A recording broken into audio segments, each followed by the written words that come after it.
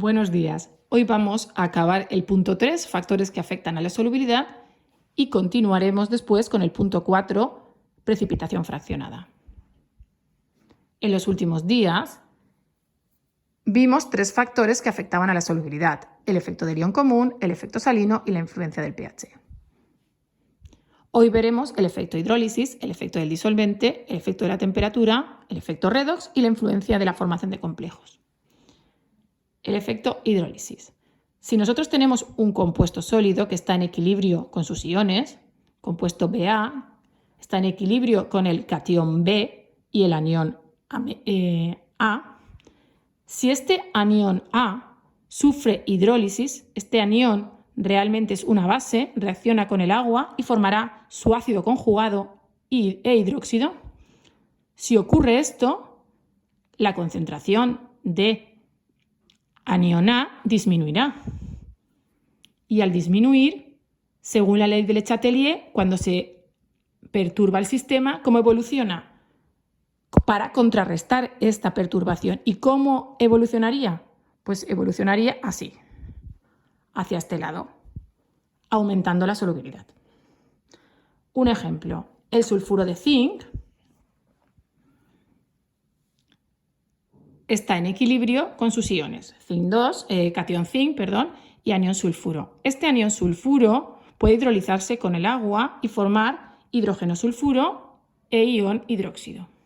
Podría producirse una segunda hidrólisis. El anión hidrógeno sulfuro podría reaccionar con el agua y formar ácido sulfídrico e hidróxido. Pero vamos a despreciar esta segunda hidrólisis.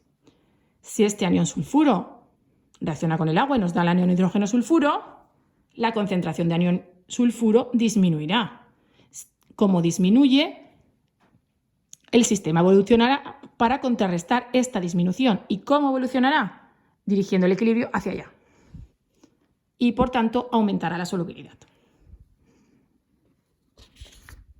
El efecto del disolvente. La solubilidad de una sal puede reducirse si se modifica el disolvente. Por ejemplo, en los compuestos inorgánicos, la solubilidad disminuye si adicionamos disolventes mixtos. Por ejemplo, el cromato de estroncio es muy soluble en agua sola, pero si tenemos una mezcla, si el disolvente es una mezcla agua-alcohol, un disolvente mixto, la solubilidad disminuye mucho, es muy insoluble. El efecto de la temperatura. La solubilidad de una sal en un determinado disolvente depende de la temperatura. En la mayoría de las sales, la solubilidad aumenta al aumentar la temperatura. No ocurre siempre, pero es lo normal. Nosotros solo vamos a ver aquí en el ejemplo sales que al aumentar la temperatura aumenta la solubilidad, pero existen sales que al aumentar la temperatura disminuye su solubilidad. Lo que pasa es que son muy poquitas. Vamos a ver en estos dos ejemplos. El cloruro de plata tiene una solubilidad a 10 grados y a 100 grados centígrados tiene una solubilidad 10 veces mayor. En cambio, el sulfato de bario también aumenta su solubilidad al aumentar la temperatura, pero en menor grado. Si en el sulfato de bario la solubilidad a 10 grados es S, a 100 grados centígrados la solubilidad es 2S, o sea, un poquito menos que el doble. Efecto redox.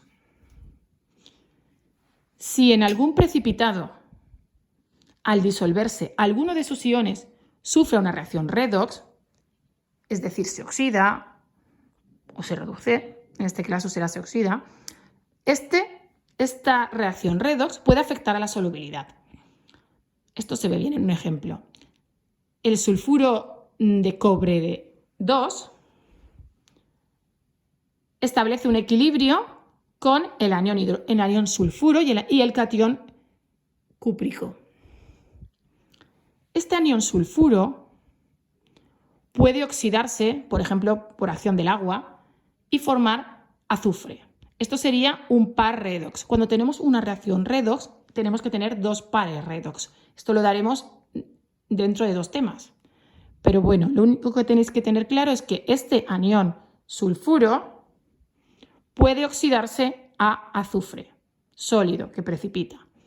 Si este anión sulfuro se oxida y precipita en forma de azufre, la concentración de este disminuirá. Y entonces el sistema tiene que contrarrestar esta perturbación. ¿Y cómo la contrarrestará? Desplazando el equilibrio así. Es decir, aumentando la solubilidad. Influencia de la formación de complejos. Este es un caso muy similar al de arriba, al efecto redox. Si en algún precipitado, al disolverse el catión metálico que se formaría, forma un ion complejo con determinadas moléculas que están en el disolvente, por ejemplo, puede afectar a la solubilidad. Vamos a ver que se ve bien en un ejemplo. El cloruro de plata sólido está en equilibrio con sus iones, plata, catión plata y anión cloruro, que ya lo hemos visto varias veces. Este catión plata, si adicionamos al medio amoníaco, puede formar un ion complejo. Un ion complejo está formado por un catión al que se le unen varios aniones. Al catión se le llamaría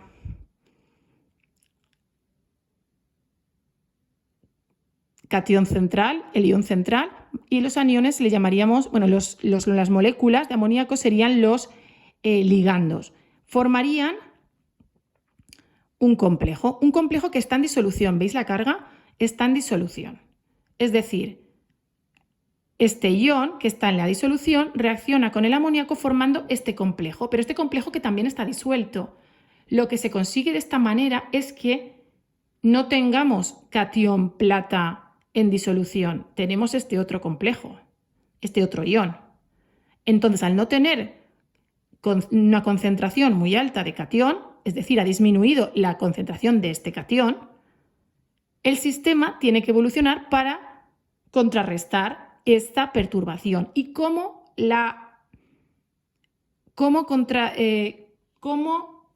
actúa el sistema para contrarrestar esta perturbación? Desplazándose el equilibrio así. Y de esta manera aumenta la solubilidad también. Punto 4. Precipitación fraccionada. De este punto no vamos a hacer mucho hincapié, ¿vale? Vamos a explicarlo un poco solo.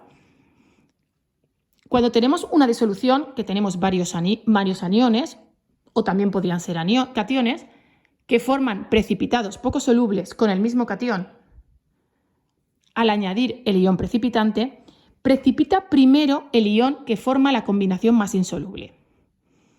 Es decir, el que primero rebasa su producto de solubilidad. Y después, al ir añadiendo más ion precipitante, se llega al producto de solubilidad del otro precipitado. Y entonces es cuando precipita el segundo precipitado.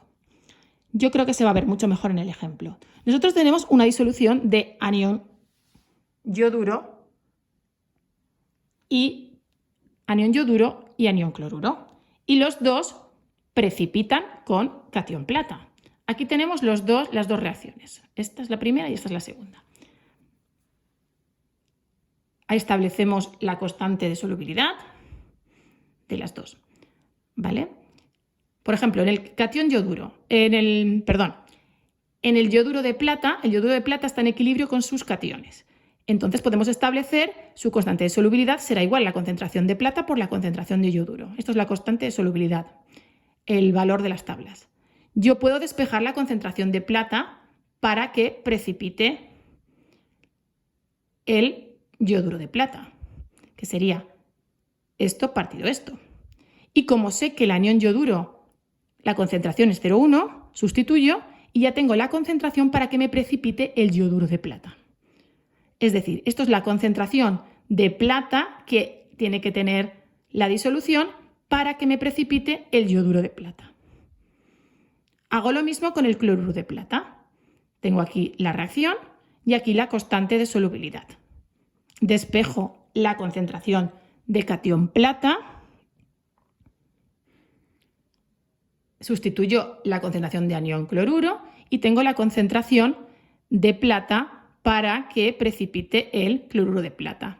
Como podemos ver, la concentración de plata para que precipite el yoduro de plata es mucho menor, el 10 elevado a la menos 17 es mucho menor que el 10 elevado a la menos 11, que es la concentración de plata que debe haber para que precipite el cloruro de plata. Por lo tanto, este precipita primero y este sería el que precipita segundo. ¿Entendéis?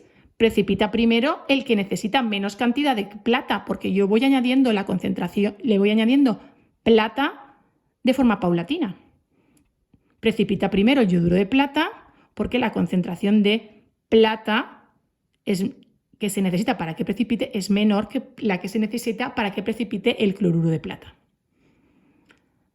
Tras esto se podría también determinar la concentración de ion yoduro que quedaría en disolución cuando empieza a precipitar la segunda sal.